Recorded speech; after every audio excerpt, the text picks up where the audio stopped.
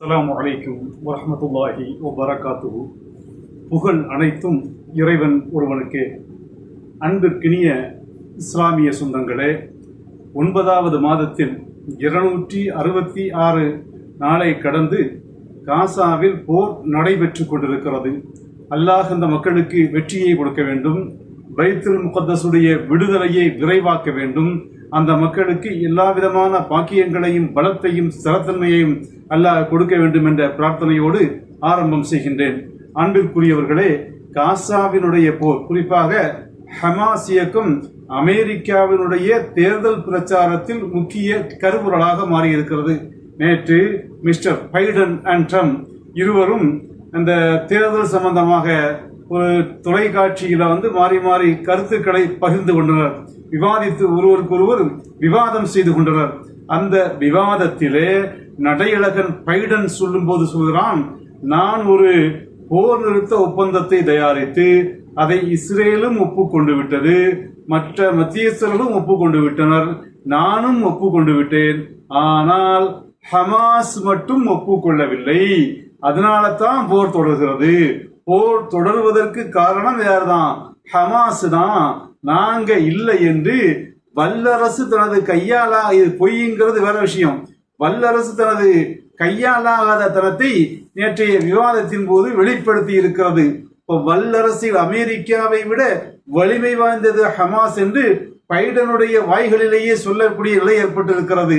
இஸ்ரேலை விட வலிமை வாய்ந்தது இது ஹமாஸ் இயக்கம் என்று பைடனுடைய வாயினாலேயே சொல்லக்கூடிய நிலைமை ஏற்பட்டிருக்கிறது.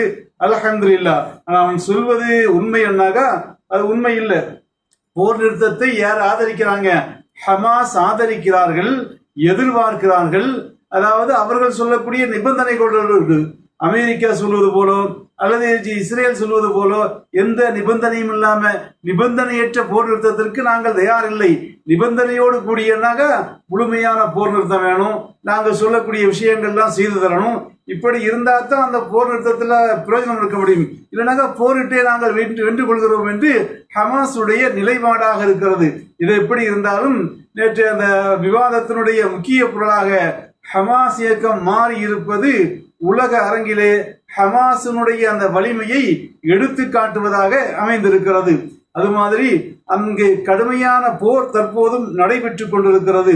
இதோ நீங்கள் பார்க்கக்கூடிய காட்சி, இந்த ஒரு புல்டோசரை, இஸ்ரேலுடைய புல்டோசரை ஜெனீன் பகுதியில் உள்ள அந்த ஜெனீன் பட்டாளம் வீழ்த்துகின்ற தகர்த்தெறிகின்ற காட்சிகளைத்தான் நீங்கள் பார்த்து கொண்டிருக்கிறீர்கள்.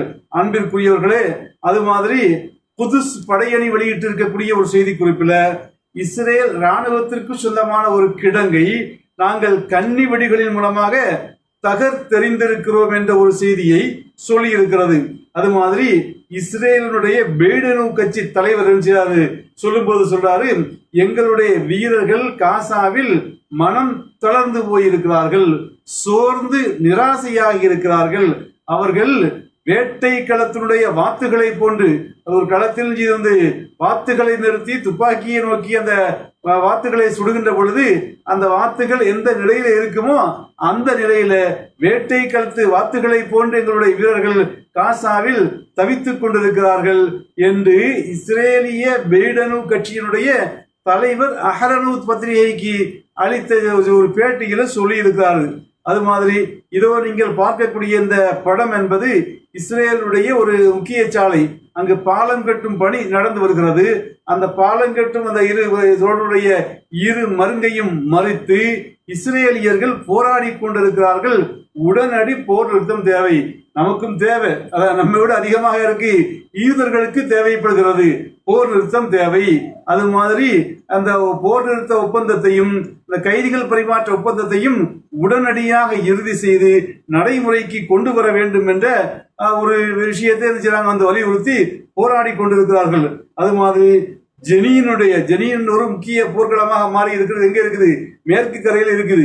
ஜெனீனுடைய வழக்கே மார்ச் பின் அமர் என்ற இடத்துல மார்ச் பின் அமர் என்ற இடத்துல அந்த இஸ்ரேலுடைய 2 ராணுவ வாகனங்களை கன்னிவெடி மூலமாக நாங்கள் தகர்த்திருக்கிறோம் என்ற செய்தியையும் குதுஸ் படையணி வெளியிட்டிருக்கிறது.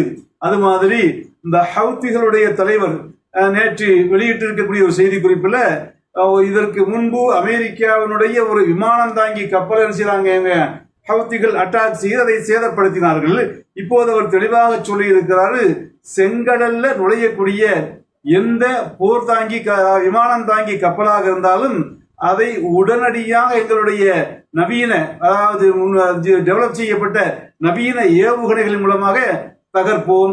நாங்கள் ஏவக்கூடிய இந்த ஏவுகணைகளை உங்கள் யாராலையும் செய்ய முடியாது, தடுத்து நிறுத்த முடியாது என்று எங்களுடைய அந்த அமெரிக்கா அந்த செங்கடல் நுழையக்கூடிய எந்த விமானங்களை தாங்கக்கூடிய கப்பலானாலும் அவைகள் எங்களுடைய போரின் இலக்காக இருக்கும் என்று அறிவித்திருக்கிறது. அது மாதிரி கனடா நேற்று ஒரு செய்தியை சொல்லி இருக்கிறது.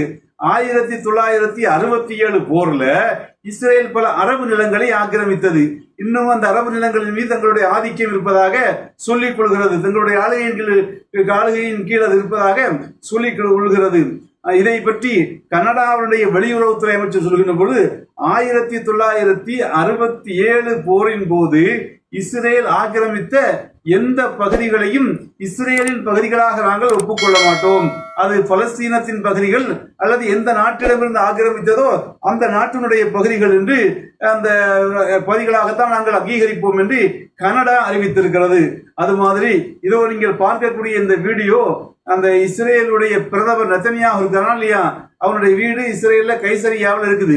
அந்த கைசரியாவில் அவனுடைய வீட்டை முற்றுகையிட்டு இஸ்ரேலியர்கள் யூதர்கள் செய்றாங்க கடுமையாக போராடி கொண்டிருக்கிறார்கள். நெத்தனியாஹு இந்த நாட்டை அழித்து விட்டான், இந்த நாட்டின் வளங்களை அழித்து விட்டான், இந்த நாட்டு மக்களின் நிம்மதிகளை அழித்து விட்டான். நாங்கள் நிம்மதியற்றவர்களாக, நாங்கள் பாதுகாப்பற்றவர்களாக, நாங்கள் அச்சம் நிறைந்தவர்களாக வாழக்கூடிய சூழ்நிலையை இந்த நெத்தனியாஹு ஏற்படுத்தி விட்டான்.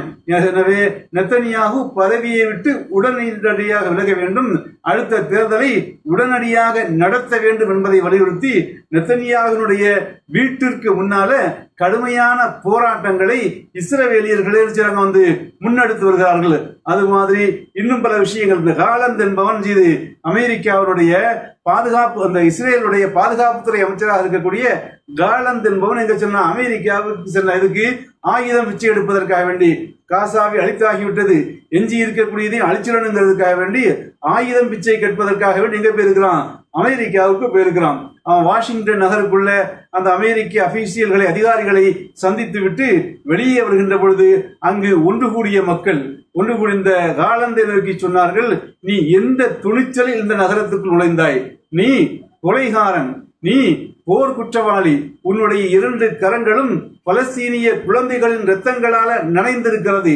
இப்படிப்பட்ட இரத்தம் துவைந்த குருதி துவைந்த அந்த கைகளோடு போர் குற்றவாளியான நீ, ஒரு கொலைகாரனான நீ வாஷிங்டனுக்குள் எப்படி வரலாம் என்று வாஷிங்டன் அரசல்ல அங்குள்ள மக்கள் எல்லாம் கூடி அவன் முகத்தில் காரி துப்பிய காட்சிகள் படங்களாகவும் வீடியோக்களாகவும் வந்து கொண்டிருக்கிறது. அன்பிற்குரியவர்களே, இது போன்ற இன்னும் பல செய்திகள் இருக்கிறது. அவைகளை அடுத்தடுத்த பதிவுகளில் நாம் இன்ஷா அல்லாஹ் நேரம் கிடைக்கும் போதெல்லாம் உங்களோடு பகிர்ந்து கொள்வோம். இவைகள் பயனுள்ள செய்திகளாக இருக்கிறது என்று கருதக்கூடிய நண்பர்கள் மற்றும் நம்முடைய சேனலை சப்ஸ்கிரைப் செய்து இணைந்து கொள்ளுங்கள். உங்கள் நண்பர்களுக்கும் தோழர்களுக்கும் அறிமுகம் செய்யுங்கள் என்று கேட்டு விடை பெறுகிறேன். வாஹிரு தஅவானா அல்ஹம்துலில்லாஹி ரப்பில் ஆலமீன்.